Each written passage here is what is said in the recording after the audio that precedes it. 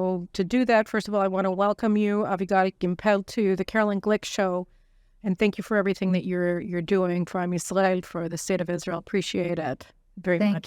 Thank you, Caroline. Thank you for having me. Since I've been doing this work, I've had literally a fire in my belly, feeling like the world needs to know what happened to our brothers and sisters, and I so appreciate that you are giving me this opportunity to share this horrific story. Because the fact that I came back from preparing bodies. Wait, so before you start explaining, tell me for a second, what's your day job in normal times? Back before the war? Yeah. I'm a special educator, and my area of specialty is ADHD. I'm a college lecturer. I'm an author, and that's back in the day. That's before October 7th. Yeah. So. And what's your sideline? Like, how did somebody who's an ADHD specialist get involved with the atrocities of October 7th? What's your background in that? So a couple of years back, a dear friend of mine passed away, and she had been very active in the burial society in the Chevra Kadisha. And in her memory, I decided to join the Chevra Kadisha and as a volunteer in Gush Etzion. And I actually, because there are so many women volunteering in Gush Etzion, I had only merited to prepare one body for burial.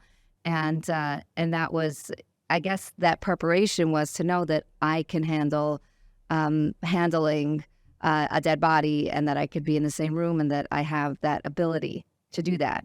So what, for people who are unaware, what does that mean under Jewish ritual, Jewish law, to prepare a body? What's a standard procedure? What does that mean? So, as opposed to what we did in summary now, right? Preparing a Jewish body for burial, we have the utmost respect for the body, for life, and even for afterlife. So we make sure that the body is fully clean, that nails are clean, that the body is washed down. There's no jewelry, there's no wounds that are not attended to, and then the body is dressed in beautiful clean linens and wrapped for burial. That's what the procedure was, the normal procedure. That's the normal procedure. Yeah. And so on October 7th, we had a slaughter of more than 1,400 people in the South. And what happened? What phone call did you get? What? So obviously it took a bunch of days for Zaka to gather the bodies. And so many more men than women had been slaughtered. So my husband was called in because he's also part of the burial society. He mainly digs graves. And he was called in, and for the first day or two, he was doing this holy work, which is not purifying the bodies. It's only preparation of the bodies. Someone who dies in God's name because they're Jewish does not need this kind of preparation for burial, because they're already considered holy and pure. So therefore, it's just preparing their bodies in order to bury them in the most respectful way possible.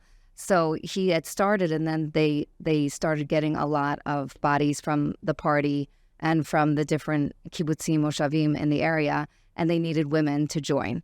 So right away, I volunteered. I invited a couple of friends to join as well, and basically the Chevra Kadisha of Gush Etzion was the one who sent all of the representative volunteers to Rishon LeZion, where we were doing the work, where Zaka was bringing the bodies for the work.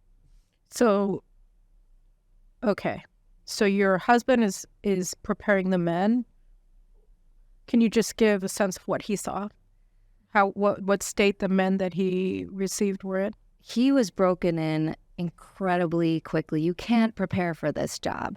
But he got a rude awakening immediately, because the first 3 bodies that he prepared were headless, and there's no head to be found. The bodies were identified by DNA or tattoos or other indicators, but there was no head there. And were there a lot of decapitated corpses that came in? I think more men were decapitated. We had bodies that came in that we could not determine where the head and where the legs of the body were. So let's just go back. So you could call in with the women, and how many how many people do you think were brought into where you were while you were working? How many do you think that you had? We had 2 simultaneous men's teams and women's teams. So 4 teams? 4 teams all together running throughout. And that first Saturday night, not right after the slaughter, but a full week later. So October 14th. Yes. We worked into the night, and it was really body after body. I would say our team from Gush Etzion and the other women, that local women, we probably throughout the week prepared for burial between 50 and 60 bodies. And then there were the other teams that were working just as So that'd be hard. 200 then, if you have 4 teams doing 50 bodies a week. In a whole week, you were only able to do 50 bodies. Why is that? That was the bodies that were brought to us. Okay. There were other locations, and there were more men than women as well. So the men did more than that. So, what was the condition of the remains that you received? Many different scenarios. Every single one incredibly, horrifyingly difficult. From multiple stab wounds or shot wounds to decapitated bodies, and like I said, not knowing where. And for Jewish burial, it's very important to be able to determine where the head of the body is in order to bury properly. And sometimes we just had to guess. The most horrifying, I mean, everything was the most horrifying, but we got actually bags of charcoal, small bags of charcoal of our Jewish babies, sisters, mothers, grandmothers.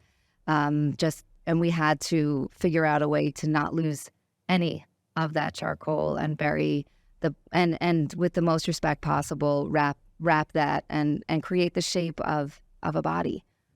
How much did they weigh?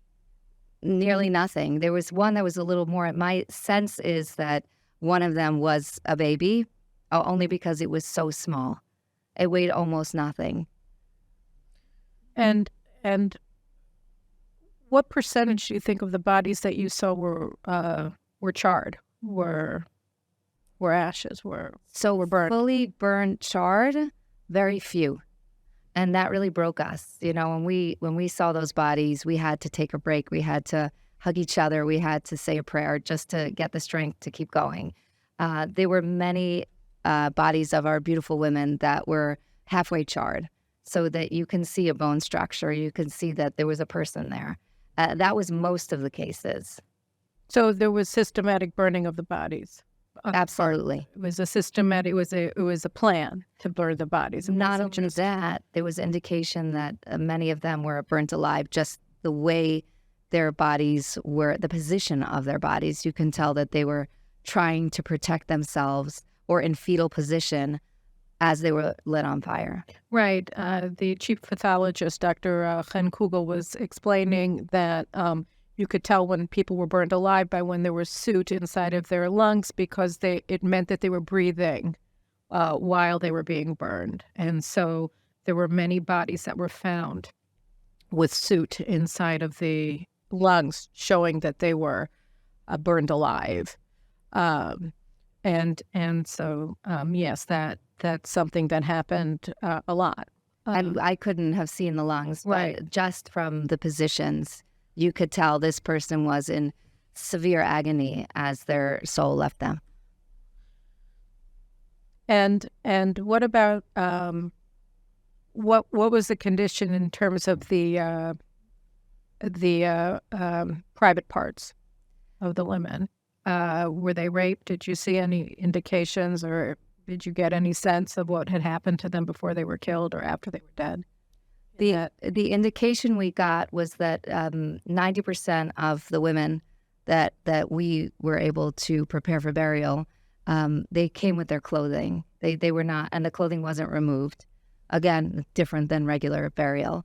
And we did see that they were the clothing at the bottom part of these women's bodies did not have clothing on them. And they were also, we saw that shoes were missing, that they had been running, and they had been, mowed down mid-run. But we definitely saw that in most cases, the women had been violated in some way. There was no way for us to tell if the woman was raped or something else happened. But, you know, when these terrorists came in and started attacking, these women were dressed. And they were not wearing, the bottom of their body was not covered when they came in, just the top? In many cases, because they tried to not mess with the bodies as much as possible, just pick them up and bring them so that, God forbid, no more harm would be done to their bodies. When we were talking on the phone before we decided to tape this conversation, you were talking about the blood. Yeah, so in Jewish law, we can't lose even a drop of blood. Every drop of blood must be buried with the body. And that made our work extremely difficult because most of the women and young girls and grandmothers, most of them were so bloody from so many wounds that we had to figure out ways to be able to collect that. And we had to pick the women up and hug them to our bodies in order to make sure that we did not lose anything from their body, from the blood. There were also body parts that had been disconnected that we had to make sure went into the burial with our beautiful women. And you had to bury them in some cases with your gloves, is that? That's right. So when we were dealing with the body and we got bloody, which often happened, and we were fully covered with plastic, so if our apron or our gloves got bloody, then we had to take them off and put them in a plastic bag that went into the burial with the woman. So how do you do that? I mean, if it's a body that's buried in tachuchim, in shrouds, where do you, and it's a bag, how do you prepare? How do you put it on a stretcher? I mean, how do you do that?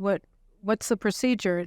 What goes in with the remains? How does that work? So we were obviously learning on the job because the last time this kind of thing happened was in the pogroms in Europe. Well, among the tank soldiers in the Yom Kippur War. If they were mutilated, then that would have happened. But we did not have a precedent of how to do this. So we learned how to do it as we went. We finally figured out what to do because also the shrouds have to be 100% spotlessly clean. So no blood could be there as well. So we figured out how to put the tarchifim down and then a special blanket and then pads on top of that, and only then to put the body on top and remove the bag that she had been put inside of. And from there, we made sure to put pads on all the blood so that we could capture it.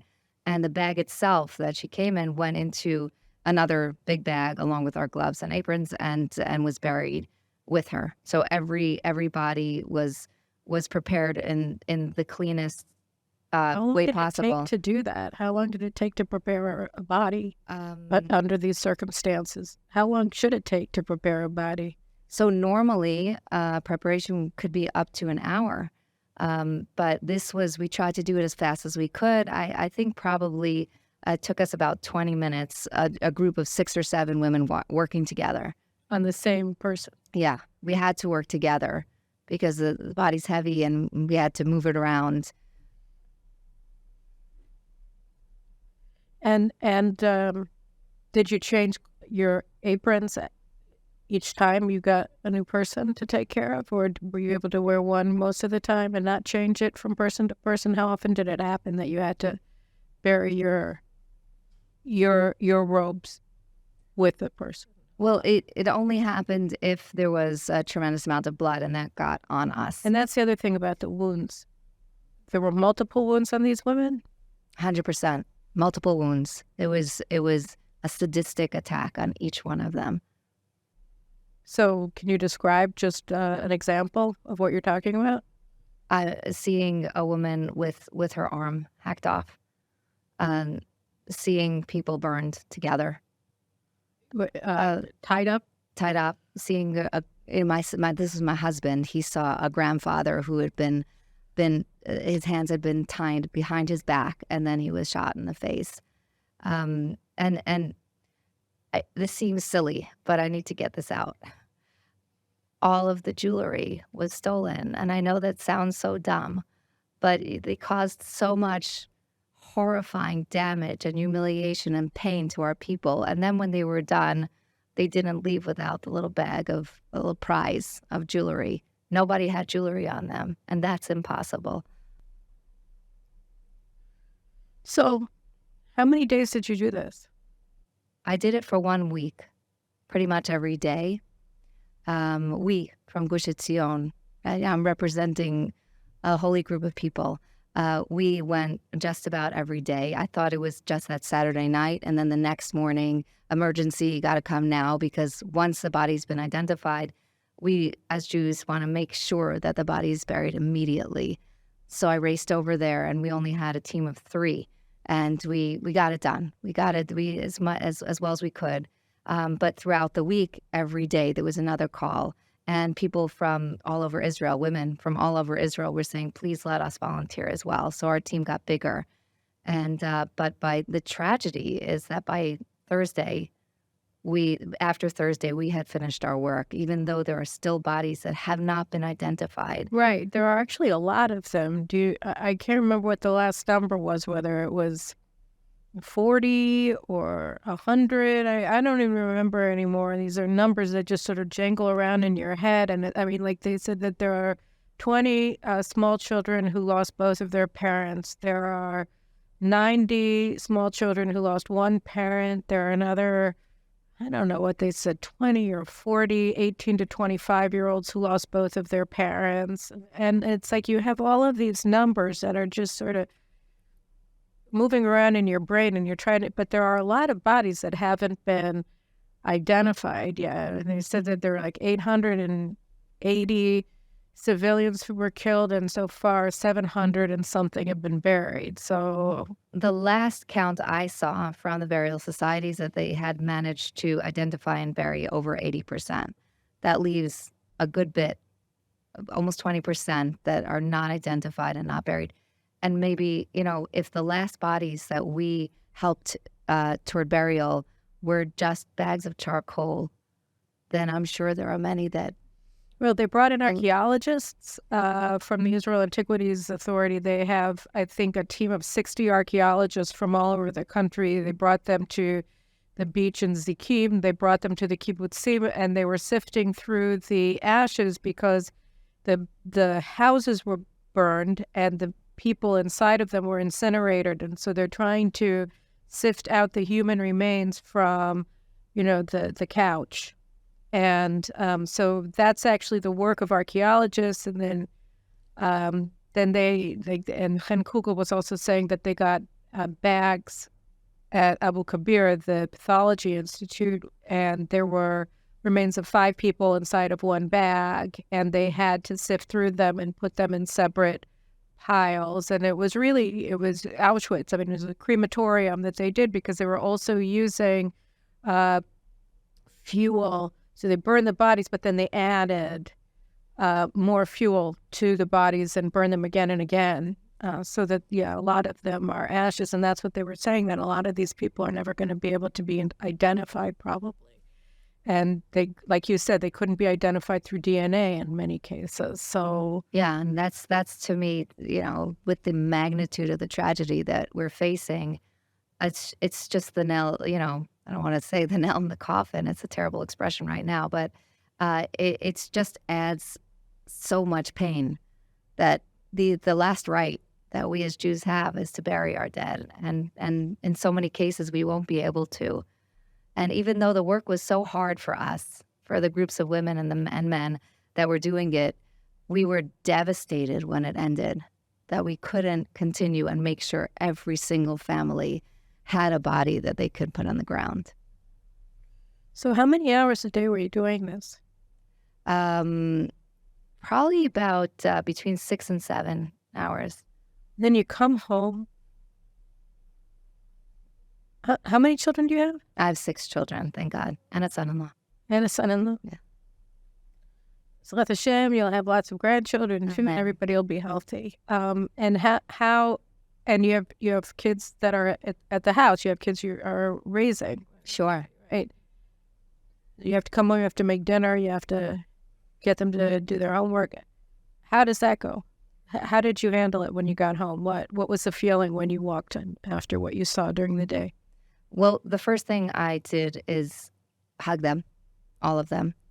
And I absolutely did not tell them what I'd seen. That there's no reason for them to have to know. And my husband and I, since we were doing it together, we shared in our bedroom, and that was it. We kept it there. Even for my older children, nobody needs to know what was happening unless it's for the record for the world, because the Holocaust denial was so fast and furious. So that's the only reason I'm speaking about it. But I had to shift gears very, very quickly. I did make one mistake, and one of my children was bothered by a thing, like her brother took chocolate that was hers, and I like, after seeing what I saw, like the heaviness, I was like, really, that's what's bothering you right now? But then I very quickly shut my mouth, because they don't have to carry that. And we went on as a family, knowing that the tragedy was here and with us. And I have my son and son-in-law had been called up that first night. So just focusing our energies on doing things for the people who are alive, for the soldiers, for the families. And that's how we've been coping. I wish I didn't have to interview you, Like, I wish I didn't have your phone number. I wish I didn't have to get it and bring you in here. It's the most astounding thing is I don't know, it's a shocking and horrible thing to see the denial, because what they're actually saying when they deny it is, oh, the Jews aren't the victims, they're the oppressors, right? And we're never going to acknowledge either how evil we are or how good the Jews are. And I look at you and your husband and all of these other women and men who volunteered for this unbelievable job. And I just take my hat off to you. I salute you, and you're such a living testament to the way that we sanctify life. And I just so appreciate that A, that you've done what you've done, and B, that you were willing to talk about it, because it's unfortunately so necessary. So I think we're so lucky as a people that this is who we are, and that we come forward and we do these things, and that people like you come forward and take your role. And I'm sure that we're going to win.